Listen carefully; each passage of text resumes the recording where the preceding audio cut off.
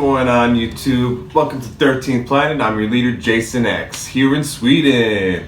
Today I will be reviewing Midsummer. This is a 2019 drama thriller. I will be doing a spoiler-free review and then I'll be giving a recap and my review with spoilers ahead.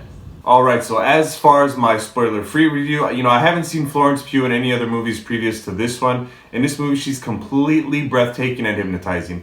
Everything from her voice to her appearance, even her acting draws you straight into her character. The boys and, her boyfriend or her boyfriend's friends are all your typical character arches. You have the boyfriend, the douchebag, the academic, and the foreigner. The beginning of this movie was put in, I feel like, just for the shock value. I feel like it doesn't really play a huge role in the rest of the movie. The movie touches on aspects such as, dealing with depression and death. But the beginning of this movie, to be completely honest, is a very slow burn. Our group is traveling, meeting new people. They spend a lot of time explaining the community and the traditions. The color schemes in this movie are amazing. It makes you feel like you're there or that you want to be there. The majority of the movie is spent explaining the community, like I said before, the roles of everyone and the traditions. A lot of mystery builds up as crazy things happen off screen and in the shadows. It's hard to believe this movie is considered a horror film. This movie only has a few good watches in it at best. It's not a movie that I would recommend as a classic or even to a huge, big horror fan. But it does have the shock value and it's very enjoyable on the first watch. So now, guys, I'm going to go ahead, warning, I'm going to go ahead and get straight into the recap. So huge spoilers ahead and then the full review. Alright, so we start this movie with a weird and colorful shrine, which basically explains the whole movie. Then we cut to a winter scene. Danny, who's played by Florence Pugh, calls home but no one answers. We get a shot of her parents sleeping in a bed. Danny's checking her emails and specifically looking at an email from her sister Terry, and it reads, I can't take this anymore. Everything's black. Mom and dad are coming too. Goodbye. Danny calls her boyfriend Christian for comfort. He's getting blasted with his friends. Doesn't seem to get excited on hanging out with Danny. Christian talks shit about her sister, saying she's always talking about being depressed and suicidal, and it's just a ploy for attention. Danny expresses to one of her friends that she feels like Christian wants to break up with her because she's too much baggage and she's, always asking him for help. Then we cut to Christian and his friends. His friend Mark, played by William Poulter, who is in Maze Runner. Also, he's in Black Mirror, Bandersnatch. Goes on and saying that Christian should break up with Danny because he's been talking about doing it for over a year now. His friend's planning to take a trip in June to Sweden and say that should be reason enough for him to break up because of all the girls that are going to be available to him. Danny then calls Christian, bawling her eyes out, and we cut to a firefighter taking the keys out of a car. A tube is connected from the exhaust, and we follow the tube into the house and upstairs. While eerie music is playing in the background, the hose goes into Danny and Terry's parents' room. They are dead in their bed. The hose also goes to Terry's room and is connected directly to her mouth. Christian goes to Danny's house to comfort her. Some time has passed since the death of Danny's family. Her and Christian go to a party with Christian's friends. This is when we find out a little more about the information about the trip to Europe. Josh said he's going for his thesis on midsummer traditions.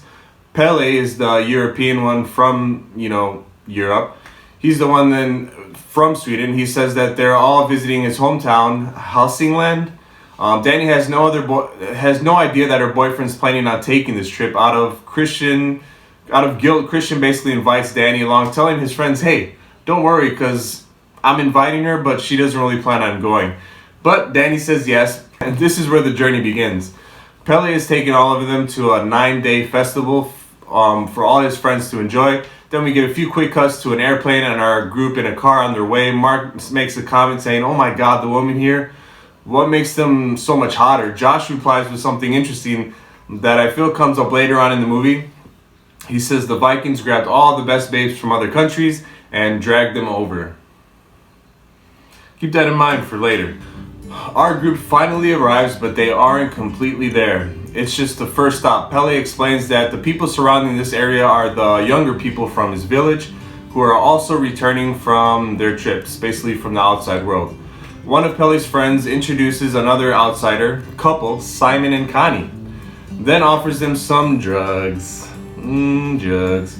As he explains, they all just took some 5 minutes ago, so our group jumps right in and takes some too. They all start tripping their ass off in their own way. This won't be the first or the last time we see this. Then they all head off to where our main story takes place. The entire community of people are all dressed in white waiting to greet them. It resembles an Amish community. Everyone hugs and stares deep into each other's eyes. Pele says that these people are his family. This day is all festivities, as the next is for the ceremony. We get a speech from an elder who says that they only have this feast once every 90 years, so it's a very special occasion. So our group is in for a treat. Pele gives Danny a hand-drawn picture for her birthday, as her own boyfriend, Christian, forgot all about it. As they all get the official tour, Christian asks what is a yellow hut in the distance for, which comes back later. Pele replies by saying it's a sacred temple that no one's allowed in. We see a random bear in a cave, which again will come up later. Then we walk to a quilt of a girl falling in love with a guy, trimming her pubes, mixing it in a bowl, bleeding in that bowl, and then serving it to the man. Good. The man is hypnotized and they both fall in love with each other. Pele shows them their living quarters, says all the younger ones sleep there until they're 36. Then they move into labor houses. He explains that they see life as seasons. You're a child until you're 18, that is spring. Pilgrimage is between 18 and 36, that's summer. From 36 to 54, they are working age, which is fall, and then 54 to 72, they are mentors. After 72, they die. Danny sees a wall of May Queens. Every summer they have a dance competition, and the winner gets crowned. Everyone gets some shut-eye and then gets ready for the ceremonies the next day. As the time passes, the events of the ceremonies get stranger and stranger. Everyone honors the two elders of the community. That day, everyone in the community gathers under a cliff. As they are all looking up, our group looks up in confusion. Our two elders walk towards the end of the cliff. The woman is the first at the end of the cliff and jumps off head first, ending her life instantly. Everyone not a part of the community starts to freak out. Duh. Next, the man follows, jumping feet first and surviving. Another man walks up to him, followed by 3 other community members, and basically with a giant mallet starts taking turns smashing him in the face. Simon and Connie freak the fuck out and make a huge scene as the elders approach them and tell them what they just went through was an honor. They reached the end of their hard girl life cycle. Their community believes that instead of dying in pain, fear, and shame, they give their lives instead before their lives can spoil. Pele and Danny have a moment where Pele tells Danny that her boyfriend Christian is basically a useless piece of shit. Danny is constantly popping sleeping pills, giving her weird ass dreams, and just adding to the list of drugs that they take in this movie. As everyone is sleeping, Maya, one of the girls from the community, goes and slips something under Christian's bed as he sleeps. Josh grabs the weird little artifact and asks Pele the next day what it is. Pele explains that it's a love rune that casts a love spell. That's normal, right?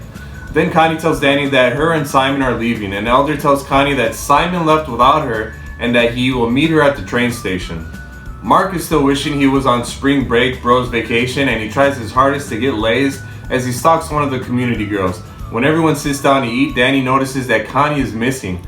Mark said he saw her sprinting earlier, but then a community member says that she left to the train to meet up Simon, but neither of them said bye to the group, didn't tell anybody anything. Danny finds it weird neither of them say goodbye. Christian takes a bite of his meat pie to find a red pubic hair inside. He doesn't find that strange without realizing he drinks his drink, which is a different color from everyone else's, and washes that delicious pube down with his red drink. A girl comes and grabs Mark, takes him away, and it looks like he finally got his wish. Or did he? When the night comes, Josh sneaks into a creepy looking cabin, hut, temple, whatever you want to call it, starts snapping pictures of the community's secret text. As he's doing that, Mark sneaks up behind him half naked, then someone hits Josh from the back, knocking him out. Guess what? It wasn't Mark who was walking up behind it. It was somebody who's wearing his face. The next day, the competition for the May Queen begins. All the girls dance non-stop until only one girl is left. While Danny is dancing her heart out, Christian is pulled into a room by Siv, another one of the elders. She explains that he has been selected to mate with Maya. Christian returns to watch the rest of the competition. He's then given a drink with some more drugs in it, and it's explained that this drink is to break down his defenses and open up his influence. Open him up for influence. Danny then wins the competition, becoming the May Queen. She has to go into a bunch of May Queen traditions. She's completely distracted, doesn't notice her boyfriend Christian is gone. Christian is baited into a room by Maya, given more drugs, and then she gives her vajayjay to him. Not only that, he has an audience of 12 other naked women there to watch, sing, and even join in support halfway through to help him climax. If you want to feel awkward, this scene will get you there. Danny is done with her traditions and becomes suspicious of what's going on in a nearby building. She goes to take a look for herself and sees her boyfriend Christian having sex with Maya. Christian finishes inside Maya, runs off naked looking for a place to hide, finds Josh's legs buried in the ground like a plant, then runs into a little shack to find some fucked up shit. He sees Simon hanging from the ceiling with his eyes picked out and his lungs hanging behind him like bat wings, still taking in oxygen. As he turns around, an elder blows dust into his face, knocking him out unconscious. He wakes up in a wheelchair and is told that he can't speak or move. The community is surrounding him. An elder explains on this day they will sacrifice 9 human lives, 4 outsiders and 4 community members, and 1 to be chosen by the May Queen, Danny. Danny has the choice to choose between a random community member or her boyfriend as the 9th sacrifice. Being that she just caught him cheating, we know who she selects. They roll Christian into the yellow hut we saw earlier that was forbidden. And inside, the rest of the sacrifices, Connie, Simon, Mark, Josh, Christian, are all in their stuff. Christian is stuffed into the bear that we saw earlier, and they burn the hut down to the ground. And at the end, we catch Danny in shock, looking like she's about to cry, but then she just starts smiling. And that brings us to the end of the movie. This movie was written and directed by Ari Aster. He also did Hereditary. That movie is one of my favorite horror movies of all time. Definitely one of the best, if not the best, of 2019. I think having that expectation might have ruined this movie for me. I was expecting a scary horror movie. This movie is 2 hours and 22 minutes long. Literally nothing happens until 2 hours into this movie. This movie has such a slow burn the first time you watch it. It's bearable because you're curious, where it's going and what the setup is. The cinematography is beautiful. The sets are carefully planned. I mean, don't get me wrong. It is a beautiful movie in the way that it's filmed. There isn't one bad actor. The concepts are interesting, and it does draw you in. You can tell a lot of thought went into this movie when it comes to the traditions. I can only assume they drew them from real traditions and religions.